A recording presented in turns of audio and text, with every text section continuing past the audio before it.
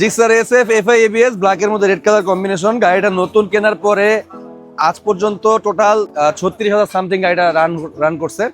তো গাড়ির যে মালিক সেই ভাইয়া গাড়িটা রান করার সময় কিছু প্রবলেম ফেস করতেছিল, লাইক মোবিল কমে যায় প্রথম বিষয়। সেকেন্ড বিষয় হচ্ছে গাড়ির রানিং অবস্থায় বন্ধ হয়ে যায়, গাড়ির সাউন্ড একদম বিগড়ে গেছে, মানে সাউন্ডের ভিতরে কোনো স্মুথনেস নাই। যেহেতু গাড়িটা এফআই গাড়ি, তো অবভিয়াসলি এফআই গাড়ি আমরা সবাই জানি যে সাউন্ড খুবই স্মুথ হবে, কিন্তু গাড়ির সাউন্ডটা নষ্ট হয়ে গেছে। তো ভাইয়া আমাদের কাছে আজকে আসছে, এর আগে 2-1 দিন আগে হয়তো দক্ষ কাউকে দেখিয়েছিল, তো জানি না সে কতটুকু চেক করতে পেরেছে বা কতটুকু রোগ বুঝেছে। তো সে সাজেস্ট করেছিল ভাইয়াকে যে আপনি আরো কিছুদিন চালান, সমস্যা নেই। কিন্তু আমাদের কাছে গাড়িটা আসার পরে আমরা গাড়িটা চেক দিলাম, সিরাজ ভাই গাড়িটা চেক দিল। চেক দেওয়ার পরে যে এই প্রবলেমগুলো দেখলো সেটা খুবই মেজর প্রবলেম। এই প্রবলেম নিয়ে যদি গাড়িটা রান করে তাহলে যে কোনো একটা বড় দুর্ঘটনা ঘটে যেতে পারে। যেমন আপনারা এখানে দেখেন মোবিলের পরিমাণ, এই গাড়িতে নতুন মোবিল ইনস্টল করার পরে এখন পর্যন্ত গাড়িটা চলেছে 300 কিলোমিটার। 300 কিলোমিটার চালানোর পরে মোবিলের অবস্থা খুব সম্ভবত 450-500 গ্রাম আছে। আর এই অবস্থায় যদি গাড়িটা আরো রান করতো, যেমন নর্মালি একটা গাড়ি 1000 কিলোমিটার পর্যন্ত রান করা যায় একটা মোবিল হচ্ছে আপনার দেওয়ার পরে। তো এই অবস্থায় যদি গাড়িটা রান করতো, মোবিলের পরিমাণ আরো কমে যেত, আল্লাহ না করুক রাস্তাঘাটে বড় কোনো দুর্ঘটনা হয়ে যেতে পারতো। আলহামদুলিল্লাহ ভাই আমাদের কাছে আসছে, আমরা গাড়িও অলরেডি সবকিছু খুলে ফেলেছি। আরো মেজর কিছু কাজ করব, এর মধ্যে ইঞ্জিনের যে কাজগুলো সেগুলো কি কাজ করব সিরাজ ভাই আপনাদেরকে বলবে। আর এছাড়া গাড়ির পিছনে সামনে মোটামুটি যা যা কাজ হবে সব আপনাদের দেখানোর চেষ্টা করব। ঠিক স্যার, এসএফ গাড়ি পারচেস করছেন এবং চালাচ্ছেন, যে কোনো সমস্যা হলে আমাদের এখানে চলে আসবেন, সকল সমস্যার সমাধান আমাদের এখান থেকে পাওয়া যাবে।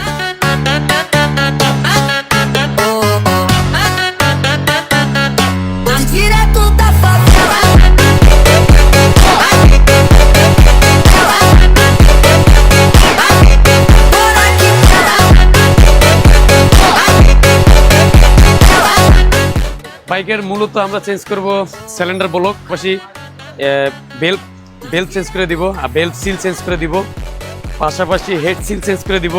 আর যেহেতু ইঞ্জিন খোলা হয়েছে সেক্ষেত্রে তো আমরা গ্যাসকিট তো ফালাবই। আর পাশাপাশি হলো গিয়ে মোবিল চেঞ্জ করবো, মোবিল ফিল্টার পাল্টাবো। হাইড্রোলিক ডিস্কটার অবস্থা অনেক বাজে, ডিস্কটা খেয়ে গেছে, তো ডিস্কটাও চেঞ্জ করে দিব। Timing chain, timing guard, এক্সজাস্টার।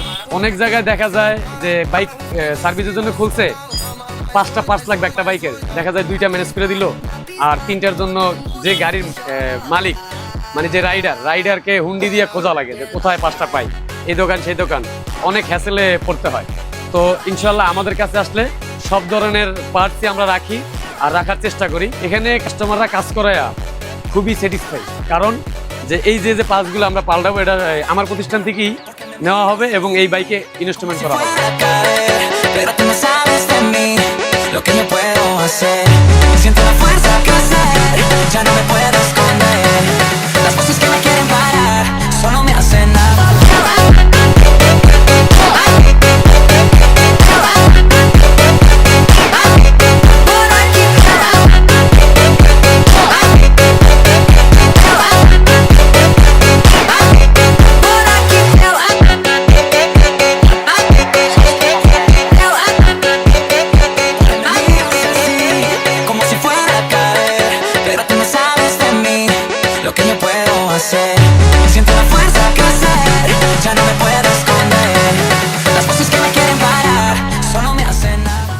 আমাদের বাইক জগতে কম বোঝার মিস্ত্রি আছে, বেশি বোঝারও মিস্ত্রি আছে, সঠিক বুঝে মিস্ত্রি খুব কমই আছে। আমাদের কাছে আসার আগে কোন এক মিস্ত্রি দেখাইছে, মিস্ত্রি বলছে বাইকটা চালানো যাবে। জানি না যে মিস্ত্রি দেখছে যে কম বুঝে না বেশি বুঝে। ভাইয়া যদি বাইকটা আরো 200 থেকে 300 কিলোমিটার রাইড করতো, 100% বাইকটা সিজ করতো। কেন সিজ করতো? আমরা যখন বাইকটার ইঞ্জিনটা ডাউন দিই তখন তো 500 গ্রাম মোবিল আছে, আর এই বাইকটা যখন হাইওয়েতে যাবে তো 200-300 কিলোমিটার যখন রান করবে তখন তার এই মোবিলটা থাকবে না। তখন যখন মোবিল থাকবে না তখন অবশ্যই সিজ করবে। যদি হাইওয়েতে গিয়ে রানিং অবস্থায় ইঞ্জিন সিজ করতো, আল্লাহ মাহবুদ জানে যে কত বড় বিপদে পড়তো। আলহামদুলিল্লাহ কোনো সুবাদে গাড়িটা আমার কাছে আসছে, রোগটা আমি ধরে দিছি এবং কাজটা কমপ্লিট করতেছি। আমার এই ভিডিওটা যদি কোনো টেকনিশিয়ান বাইরের সামনে পড়ে, আপনার কাছে রিকোয়েস্ট, যে জিনিসটা আপনি জানবেন সেটা সাজেশন দিবেন, আর যে জিনিসটা জানবেন না দয়া করে কাস্টমারদের সেই সাজেশনটা করবেন না। আপনি হয়তো 2 লাইন কথা বলে দিবেন, কিন্তু এই 2 লাইন কথা কোনো না কোনো কারণে কাস্টমারের দুর্ঘটনার সম্মুখীন হতে পারে।